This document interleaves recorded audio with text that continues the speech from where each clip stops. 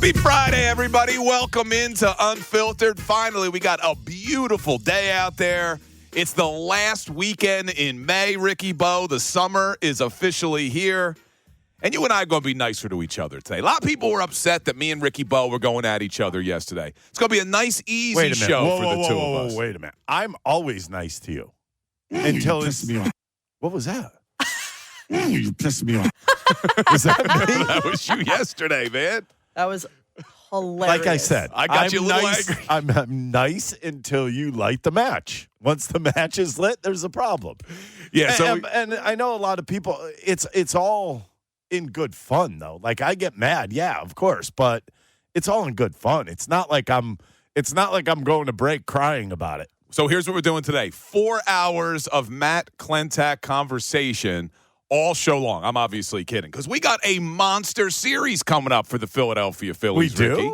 You got the Phillies in L.A. taking on the Dodgers at the scene of the crime.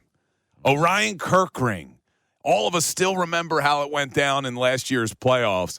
And now they got an opportunity to take on the odds-on favorite to win the World Series again in the L.A. Dodgers. Now, are you looking at this as anything more than just a regular season series, or do you think this is going to be a real measuring stick for this Phillies team? It's a regular season. And the reason why I say that, if you think about last year, the Phillies played the Dodgers really well. Even in the playoffs, they did. They lost that series, but, I mean, it wasn't like they were blown out of every game. So, no. Is it a measuring stick for what exactly? I mean, if you think about it, we are still in May. At the end of the weekend, I guess on Monday, it'll be June. But a measuring stick, no. Not at this point in time, because what you have right now is the Phillies, if you think about their pitching staff, clicking on all cylinders right now. And so you would say that they're at 100%. And, I don't know about the Dodgers. They're obviously 16 games over 500, so I would think they're playing good baseball. They're 18-10 at home. So I guess if you want to measure yourself up against the best, fine. Yeah, so be it. But this has no bearing on what the playoffs are going to look like. I mean, it could be the same two teams, but you don't know which team's going to be hot going in, which one's going to be on a sour note going in, or they're both hot going in, which probably would be the best case scenario. But a measuring stick in May, I can't do it.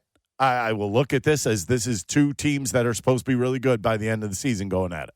Yeah, I think I'm with you because you also aren't going to see Ohtani on the mound, and the Dodgers aren't going to see Christopher Sanchez on the mound, right. Where if there was a playoff series against these two teams, you're probably getting both those guys in game one. 100%.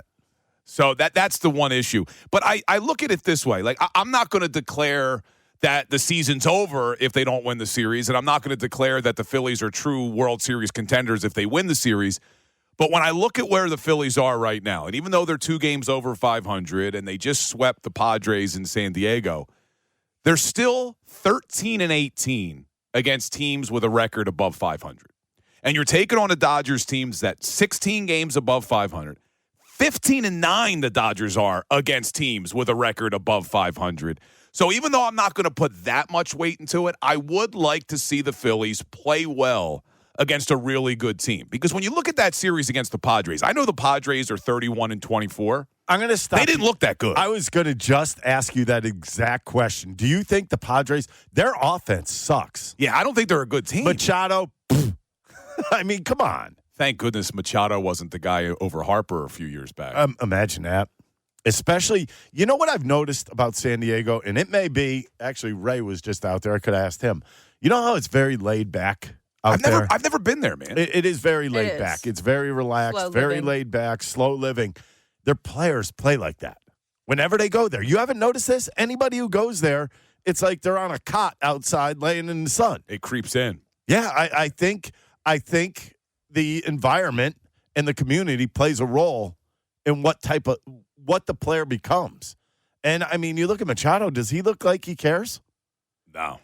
Come on, Machado's laughing after he flies out to left field when Christopher Sanchez is sticking it to him. Yeah, I mean, he's making a ton of money. We get frustrated with Trey Turner. I couldn't imagine if Machado was doing what he's doing here. He's hitting under 200. Insane. And then they got Castellanos, obviously. But, yeah, I wasn't that impressed with the Padres, but the Phillies took care of business, winning all 3. Their pitching isn't terrible, although what's his name? Who was the guy who pitched the second game who gave up the home runs? I'm drawing a blank. Alvarez.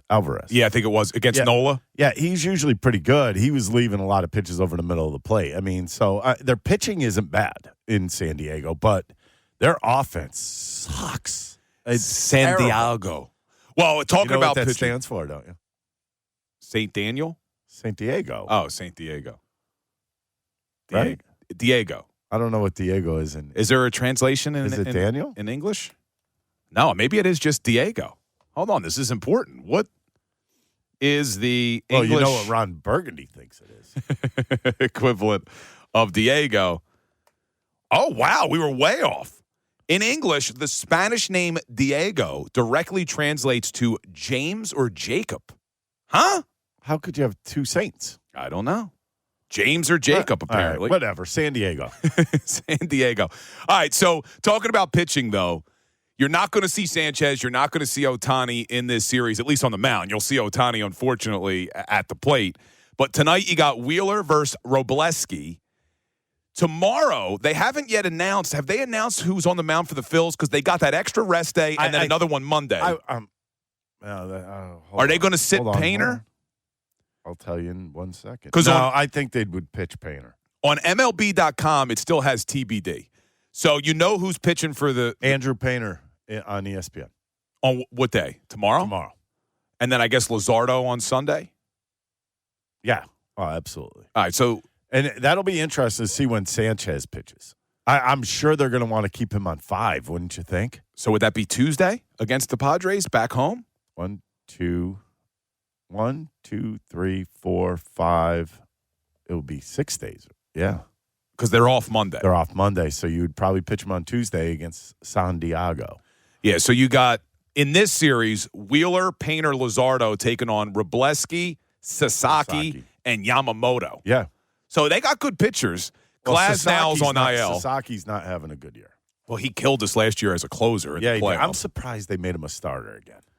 As well as he did out of the bullpen, I'm shocked that he's back in the starting role. Yeah, he was lights out from the closer spot last year. He really was. And Glasnow's on the IL. But still, nonetheless, a big series. It's an exciting thing. I mean, it's late night games, and you're on Apple TV tonight. So if you're looking for the game, that's where it is. Good for me. Yeah, Ricky gets the night off. But Apple TV broadcast tonight, it's a late one, a 10-10 start. But how much stock are you putting into this series? I would like to hear from Phillies fans on that. Is this a true measuring stick for the Phils tonight in L.A., 3-game set against the Dodgers? Hit us up on the Davis Honda text line. Send your voice memos, 610-632-0975. But let's talk about a more broad subject here, and it's the Phillies lineup.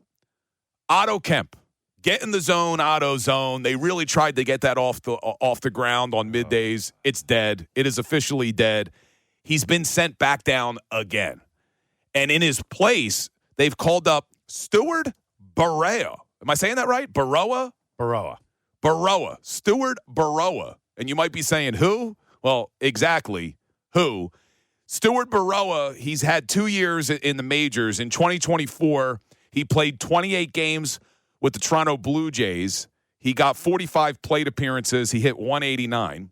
He's a switch hitter. So far this season, he's had 2 games with the Milwaukee Brewers, 6 plate appearances. He does not have a hit. The Phillies claimed him a couple of weeks ago. He's been down in AAA, and so far in AAA this year, he's got a batting average of 250, an OBP of 360, and a slug of 392. He is a switch hitter. I'd have to believe he's more of a defensive substitution probably in the outfield. I don't know what the hell they're doing. They don't have anybody, and man. I'm not trying to be like a jerk about it, but I mean, how many times you're going to go fishing in this pond and you think you're coming up with the trophy fish? It's just hasn't happened. What makes us think that this is going to be the guy that was, picked up for cash considerations from the Brewers? Yeah. I mean, do you really think that this is going to be, the next coming of Babe Ruth? No. And I mean, I guess he's a switch hitter. So I don't know what their deal is with Otto Kemp. I really don't. I mean, they and don't you can take take this however you want. They don't give him a chance when he comes up. Has he really gotten a chance to get a ton of at-bats in the big leagues? You talk about Kemp? Yeah. Well, no, and it didn't seem like Mattingly wanted to use him a lot because since they called him back, he hasn't given him a lot of opportunities. Here's another question. Where's Garrett Stubbs? Is he still on the team? Yes. Yeah, he's on the bench. That's my whole point is what I'm trying to make. This guy never plays. And he's taking up a spot. It's all about the vibes, brother. We have a good club. You know what? It's all about the vibes. You have to stop, please. Well, maybe that's why they got him here. You know what? See, you told everybody you weren't going to start a fight, and you knew that would start something. I'm going to be nice today. That's a spark of electricity shot at me. I am going to be nice today because coming up at 5 o'clock, But our you're not. summer tradition will continue. You're not nice. We got to sing along today at 5 o'clock. He's already defying. On He's the being way to defiant. Cape May. Oh, I thought it was called I Don't Go to the Shore. Yeah, he's because I crabby. work all the time. Hey, that's your crabby fault. because he doesn't get to go to the shore, so he thinks that he shouldn't. Sing it. Easy Monday. Well, you know what? I'm going to ask for this. On the voice memos today, we hear you at 3:45 and 5:25. Bring your On the Way to Cape May song parodies. You can make it about me, make it about Ricky, make it about Silvana, whatever floats your boat. See how I just gave you an idea without even doing it? Send them in, 610-632-0975. But all right, Otto Kemp getting sent down, Steward Berroa being called up, it just highlights they have a real problem in this lineup, and they don't have a right-handed bat. Edmundo Sosa's been playing left field. It looks like that's probably going to continue. They've been platooning Crawford in center where they're sliding Marsh to center against lefties and putting Sosa in left field. Well, Jim Salisbury was on his podcast, The Phillies Show, that he does with Selecki and Rubin. Salisbury, a part of NBC Sports Philadelphia as well. He's got a solution, maybe, for the right-handed bat. I want to play this for you and get Ricky's opinion on it. Here he is, Jim Salisbury. There's another name I was thinking of, and again, you might guys laugh at this, but like it would involve getting older, which not good. It would involve getting more expensive, which is not good, and it would involve the significant position position change by an iconic player. But Bryce Harper has said he would move to the outfield, right, for the right power bat. What about Christian Walker, first baseman, having a great year, but like he's expensive. He's 35. You're getting older. He's signed through next year at $20 million, and he probably is going to cost you a nice piece. But man, he is that right-handed bat that can hit home runs. He's that right-handed. I think he leads the American League in RBIs. Sometimes he's up and down, but he's having a really, really good year. He's signed for next year. Good defender. Very Great good defender. Local guy, but most of all, a formidable, often menacing right-handed bat that you can say, go hit in the middle of the order, and finally, you got one. All right, so that was Jim Salisbury on the Philly Show podcast, Ricky. So a couple of things in here. One, Christian Walker, he's right. The guy's 35 years old. It makes you older, but he's only under contract for another season. So if you made this move, you could get him this year and next year at $20 million per, and then he's a free agent in 2028. But he's exactly what this team needs. He has right-handed power. So far this season, he already has 15 home runs. Last year, 27. Year before, 26. The 2 seasons before that, 33 and 36. There's the right-handed power. He's a hell of a lot better than anybody else in this lineup that's right-handed. Hell of a lot better. That's I mean, an understatement. 255 and 15 home runs, you would take that in a second. But what's it going to cost you? So what's it going to cost you? And then there's another layer to this. He plays first. So let's look bigger picture. Even if it wasn't Christian Walker, if Jim Salisbury suggests, hey, Harper's got to move to the outfield. He said he would do it. Where would he move? I think he's got to be your right fielder. Okay, he goes to right field. What do you do with Adolis? He either goes to the bench or you got to DFA him. He's a disaster, dude. As we were the show of the Adolis the Swollest, middays was get in the zone, auto zone. Both of us swung and missed big time. I don't know what to say. I don't think the Phillies are going to do it. I don't think they're going to eat that contract right now. They're already eating $36 million. Well, look, you could keep Adolis. I mean, you put him on the bench. He's a right-handed bat off the bench. That right? doesn't hit. Well, I mean, his greatest asset is playing right field. He's a late inning substitution then. His greatest asset is defense in left field.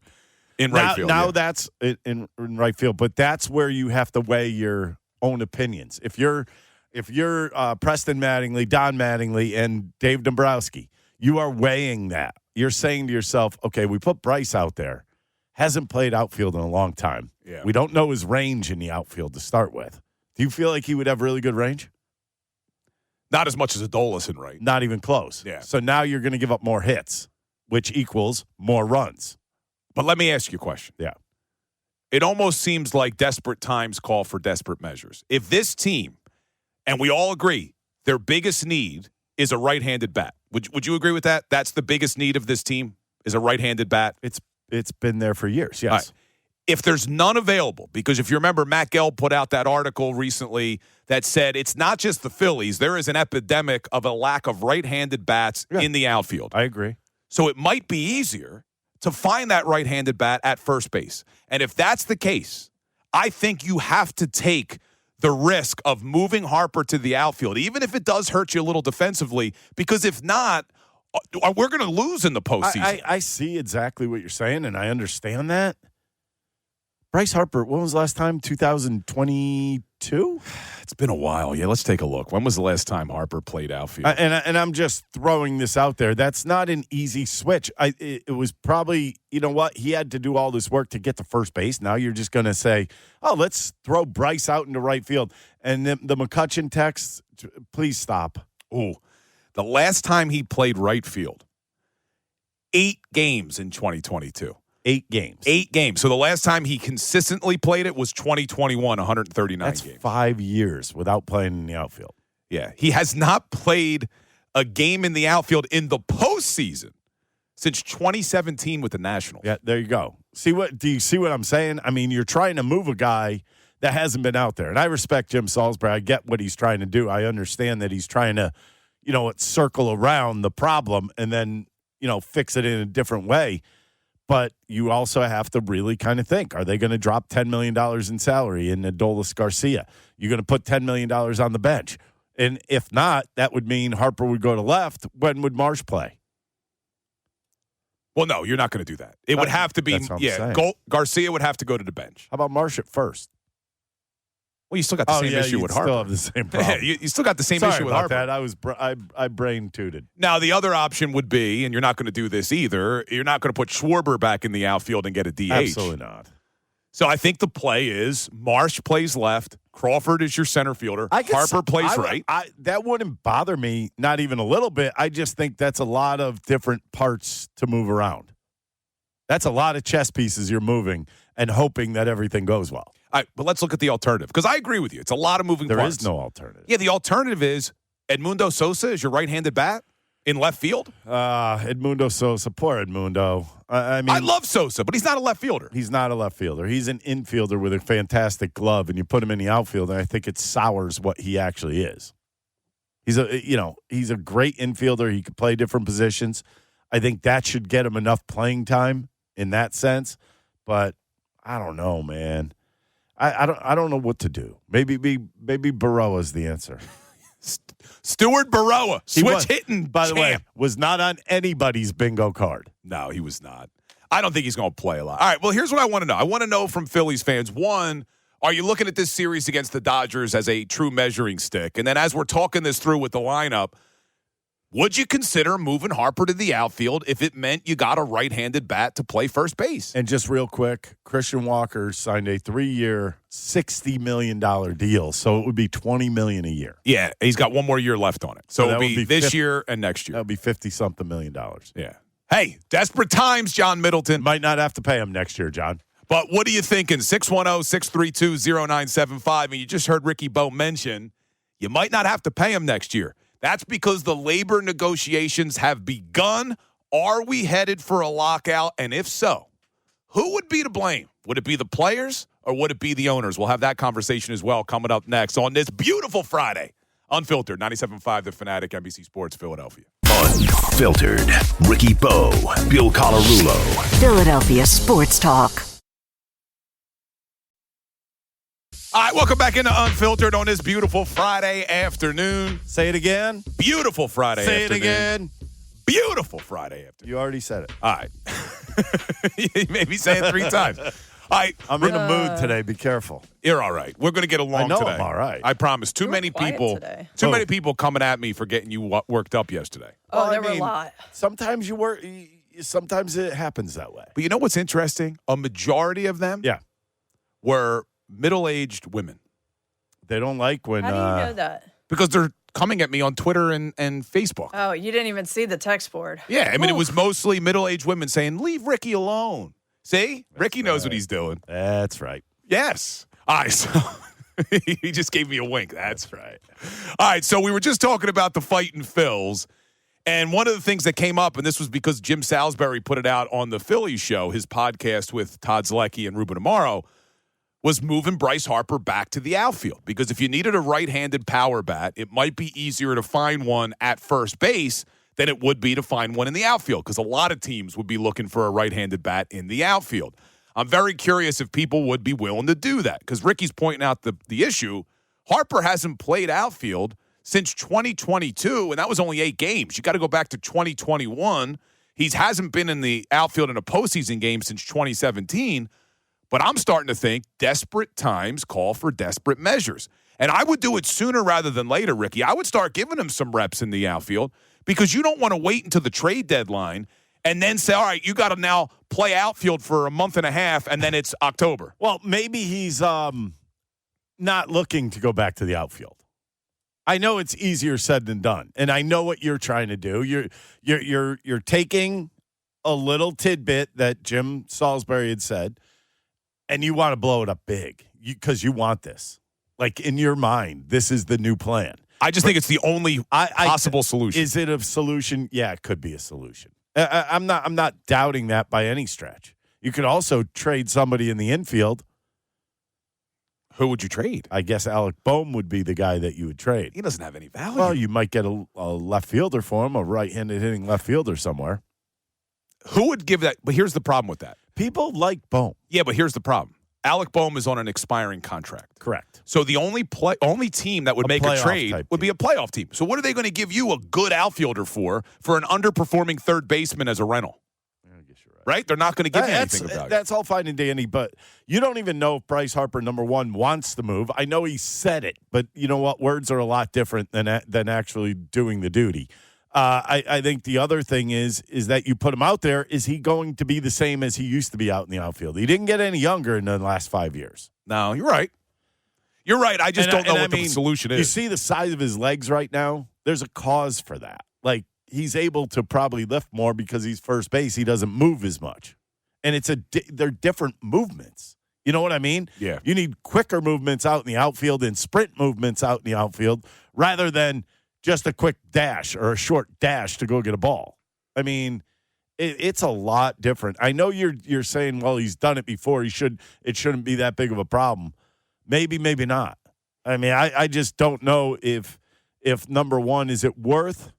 You have to ask yourself if it's worth it, in the sense that, okay, you get a first baseman, a right-handed first baseman that could hit. Okay, you take that. That's a check mark, definitely. But what do you lose in the outfield? Well, I think that's the judgment that you have to make before you do this, don't you? In right field, you do lose how good Adolis Garcia is. What is this team based on? Pitching. Okay. So you want to put your best defense out there. That's just a thought. But, okay, when you say that, is it Mundo Sosa in left field the best possible defense in the outfield? No. So, I mean, it's 6 in one, half dozen in the other, isn't it? All right, you keep Garcia in right, but now you still got Sosa in left. But aren't you well, I guess when Crawford doesn't hit lefty, so I guess that would be the move that you always need, a right-handed hitting left fielder, yeah. So I'm curious where fans would weigh in on this, though. Would you consider doing that? This is something Jim Salisbury put out, and I agree with him. I think this is something you have to strongly consider, moving Bryce Harper to the outfield and trying to get that right-handed bat at first base. Would love to hear from you. Hit us up on the Davis Honda text line. Send in your voice memos. We Hear You coming up at 3:45. We do it twice a show. But get your voice memos in, 610-632-0975. Before you move on, we got a tweet. It's from Big Mont. It says, do we know if JT was yelling first when Kerkering fielded that ball in the playoffs? And then it says he should have been. There was no play at the plate. It's a bouncer back to the pitcher's mound. You go to first base. Yeah, I think JT was a little surprised when he came home with it. Well, JT put his hands up like, don't throw it here. Yeah. But I don't think he was yelling first necessarily. No, I think it should have been already charged into his mind that if there's a ball back to me, I'm throwing it to first base.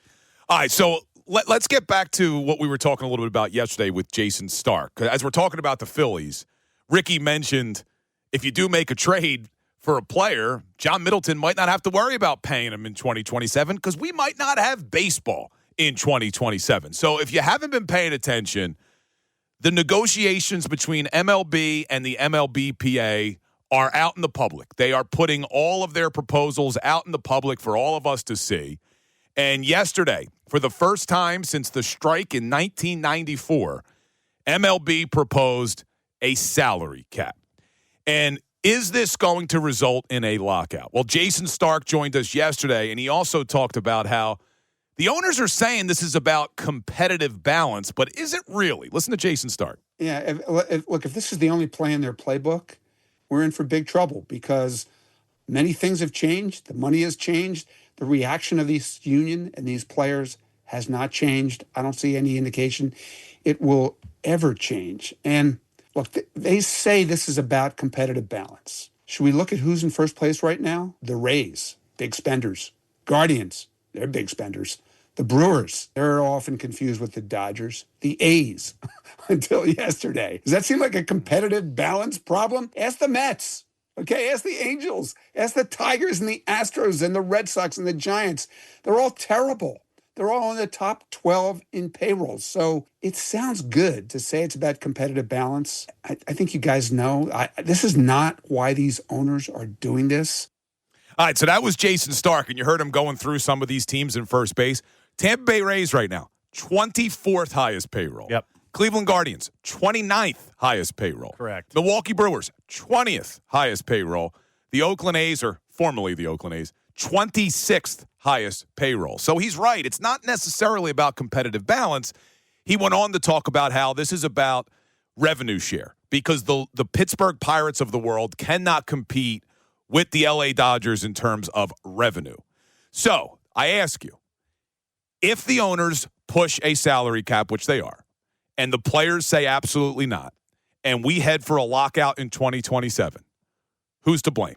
Is it the owners or is it the players? I just chalk it up to greed. On whose part? I think both. Because, all right, let's try to weed this out. Are the players getting paid enough? I think so. Do you think that's changing? Even with a cap, no, they're still going to get paid because they're adding a floor as well. Exactly.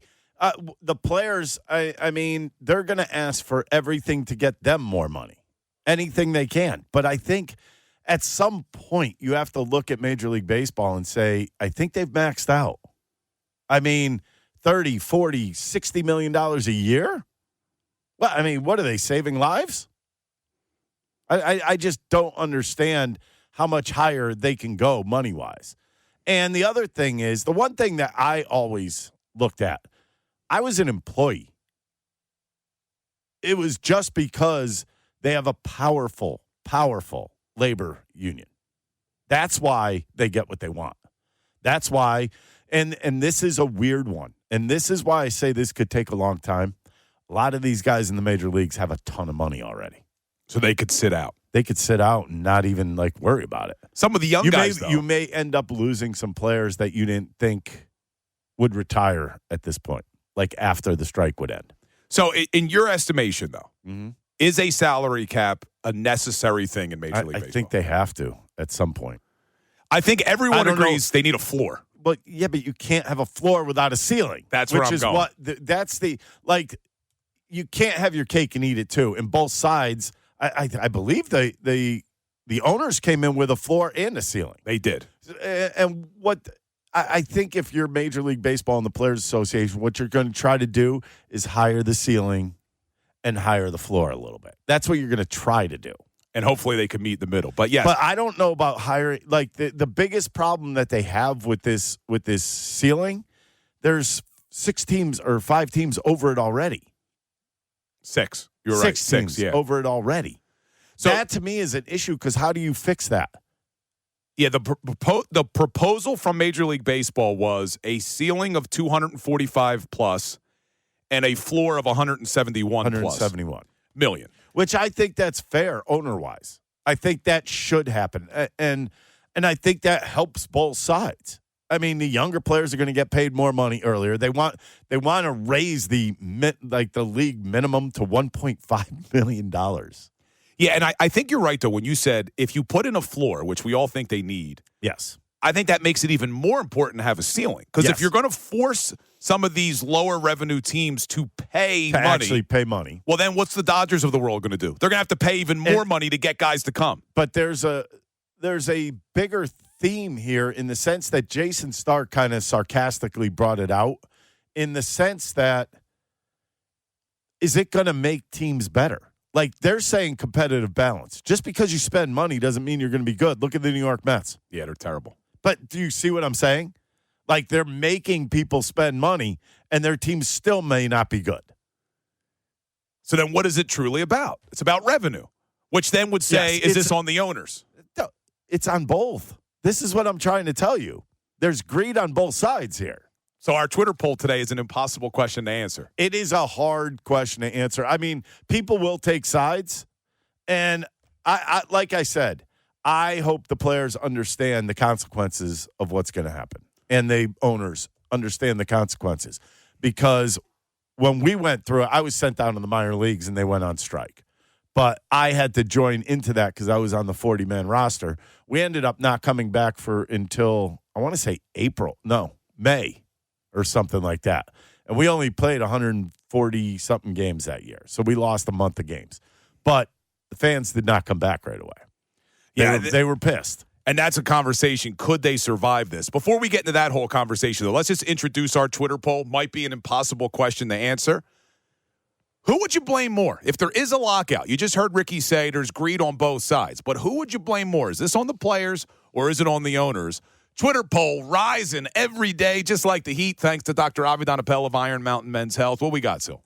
If MLB has a lockout in 2027, who would you blame more, the players or the owners? 57% are voting for the owners, 43% for the players. And that's pretty close in itself. Yeah, that is a close Twitter poll. But Ricky just mentioned something even more important, and this is going to affect everybody. If there is a lockout, would baseball be able to survive it? Jason Stark weighed in on that, That's too. a real question, too. So we'll hear what Jason Stark said about it. We'll talk about it. Ricky will give you his experiences from 1994. Unfiltered continues. 97.5 The Fanatic, NBC Sports, Philadelphia. Unfiltered. Ricky Bo, Bill Colarulo. Philadelphia Sports Talk.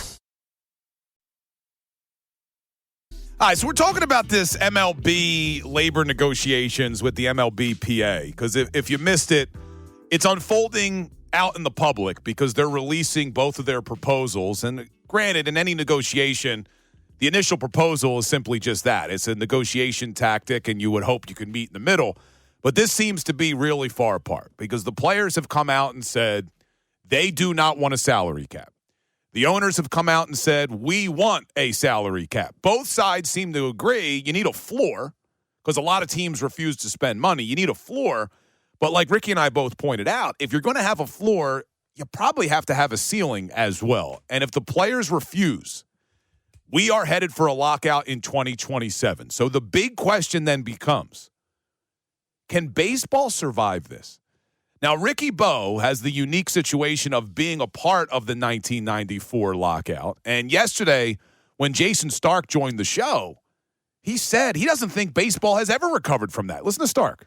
Like, the cash register is ringing now, and the sport's in a good place for the most part now. But do you really think that baseball has ever regained its place in the American heart and soul? Somebody taught me once a great lesson. You should never let people learn that they can live without that thing they think they can never live without. That's something that everybody in baseball should keep in mind if they're thinking they can shut down the sport for a month or 2 or 3 or 6 and people will come back. People learn that there are other things to do in life. And I don't want them to learn that because baseball has been my life. All right, Ricky Bo. Now, you heard Jason saying there he doesn't think they ever got back to the level they were prior to the 94 strike. You lived it. Yeah, it was different. It's been different ever since. I came up before the strike, and you could tell the fan base was all excited, and then it was just like when we came back, it was like, they looked at you differently. They looked at like you stole something from them. And quite frankly, that year, it was a World Series. They didn't play playoffs. It was August 13th or something, and we didn't come back until, what, May? That's a long time to be off of baseball. And you know what? People forget. In a sense that when you're going to games, we take them for granted right now. But if we didn't have baseball to go to right now, how pissed off would fans be? They'd be pissed. No matter how good or how bad your team is, you want your team there. And if they're not going to be there that next year, there's going to be issues. People will drop season tickets. People will not come back to the games. And that's what, we were hearing. Never coming back. I'm never doing this. Never going to this game again. Signs up in the stands when we come back that you guys suck, this and that. And that's just what happens. People get very attached to something like they are right now with baseball. And then when it's gone, it can get forgotten, if you know what I mean.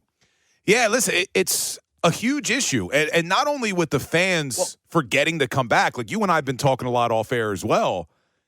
If the lockout is an extended lockout, how many of these teams are going to be able to survive without any revenue coming in? That's a big problem. Are some of these teams going to go under? Well, not only are you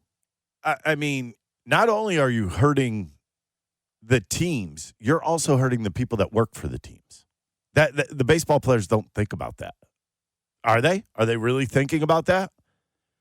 Because what's going to happen if there is a strike or there is a lockout and they go and they're gone for a long time? What happens to all these people's jobs? They're all gone. And they don't want to sit around waiting for them. You need money. They're all gone. All those jobs will disappear. The Phillies, I'm just putting the Phillies out there, they'll have to just let people go. If you're not bringing in money, you're not going to just fork out money. Man, look at the ripple effect, too. Not only the people who work for the Phillies. Yeah. TV, radio, us. I mean, you look at everything. And then you even got the food vendors and all the people who make money because of the games. Well, that's what I'm talking about, the ushers. It's crazy. How about the ushers? I mean, a lot of people make a living because of that. Man, I hope it doesn't come to this, but I don't see how it doesn't. It doesn't feel like there's going to be a middle ground here. If the players don't agree to a cap and the owners draw a line in the sand, there will be a lockout. Yeah, but I'm telling you right now, I told you, in 94, they were going to bring scabs in to play. They were going to bring in people to play. They will do it again. Oh, maybe I'll start loosening up the arm there, Ricky Bo. I'm just. Would you be considered a scab as a retired MLB? Can you come back out of retirement? I'm sure anybody who plays is considered that. But I mean, that's where you have to really kind of separate what you really want. Yeah. Because at some point, does it just become like, oh, the hell with those guys? We'll just reestablish our own league without a players' association? Can they do that? I wonder if they probably could. This is going to get ugly, and I also think even though they're putting their negotiations out in public, they haven't really turned ugly yet. Things are going to start getting leaked when they are really far apart. About the owners are going to want you to think the players are being greedy. The players are going to want you to think the owners are being greedy. I do worry about what unfolds right out on full display, because the difference between now and 94, we didn't have social media in 1994. No, there wasn't. So now think about how much easier it is to get messages out that you want to get out. Well, you know what you do, and the fan bases will probably do this, is start blocking all those guys. Yeah, you don't want to hear it. Well, don't give them any more money. As Bryce Harper would say, you don't want losers seeing that your is stuff. The strangest. Man, he does that's not even a thought process that goes into that. Calling everybody losers? Yeah, called everybody a loser. That was crazy. Yeah, if you missed it, Bryce Harper, anyone that was ridiculing him about his toothbrushing thing was a loser, including us, I guess. Yeah, we're also including losers. us. That still's flying under the radar, by the way. Yeah, it is. It is. I think a lot of people were crazy. No, a lot of people don't want to believe it that Bryce would do that. Well, I only saw That's it on what it is. But I only saw it on Bleacher Report. I didn't see any audio of it or anything. So, all right, well, look, if you have strong opinions about this lockout, I would love to hear from you. Send your texts, send your voice memos to the Davis Honda text line, 610-632-0975. But we just mentioned Bryce Harper, the other conversation that we've been having, and this is thanks to Jim Salisbury for putting it out there as an idea on the Phillies show, his podcast. Should the Phillies move Bryce Harper back to the outfield? This is something that has been discussed in the past. They don't have a right-handed bat in their lineup that you could rely on. They certainly don't have right-handed power in their lineup. If it's easier to find a right-handed first baseman, would you move Bryce Harper back to the outfield and make a trade for a right-handed first baseman. I would love to hear from people on that as well. Same number, 610-632-0975. In fact, we got a few texts on that, Silvana. Yeah, we do.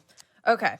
So, would you like ones about Bryce Harper moving out into the outfield? Yeah, I want to hear thoughts on that. Yeah, I want to hear what people have to say about moving Bryce. Yeah, so we have this texter that says, I don't care what Harper says about moving to the outfield. They are not going to risk putting their $300 million man in the outfield. Sorry, not happening. Yeah, but see, here's what's the alternative, Ricky? The alternative is you don't get an answer in your outfield, and you come up short again, and then there's a potential lockout in 2027. So now that $300 million man is even older. You probably don't have Zach Wheeler in 2028. This might be your best chance. And I think you got to do everything in your power to try to get over the hump. I agree with you. I agree. I've been saying this since the beginning of the year that enjoy this one because who knows what's going to happen after this. Baseball might look a lot different, too. You know what I mean? Things might change drastically. You're right. After a lockout. After a lockout, you never know.